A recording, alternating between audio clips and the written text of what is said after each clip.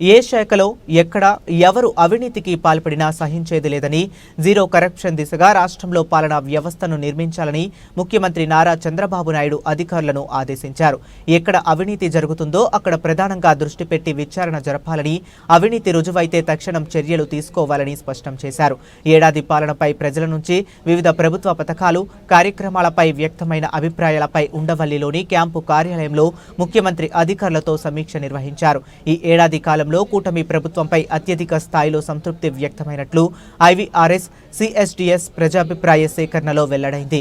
అధికారులు ముఖ్యమంత్రికి వివరించారు. ప్రజాభిప్రాయ సేకరణపై టెక్నికల్ ఆడిటింగ్ జరపాలని, సమస్యలు ఉన్న చోట సంతృప్తి పెంచేలా చూడాలని ముఖ్యమంత్రి అన్నారు.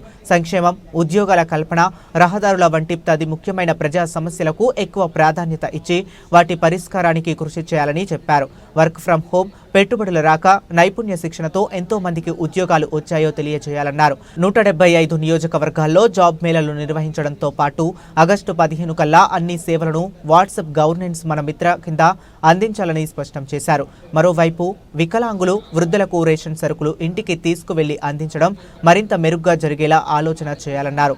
చౌక ధరల దుకాణాలు పెంచడం, నగదు లేకుంటే కూపన్లు ఇవ్వడం వంటి ప్రత్యామ్నాయాలపై లబ్ధిదారుల అభిప్రాయాలు తీసుకోవాలని ముఖ్యమంత్రి నిర్దేశించారు. అలాగే ఉచిత ఇసుక విధానం అమలులో ఇసుక లేని చోట్ల సంతృప్తి, ఇల్లు ఉన్న చోట అసంతృప్తి ఉండటంపై ప్రాంతాల వారీగా అధ్యయనం చేయాలని ముఖ్యమంత్రి అధికారులకు సూచించారు.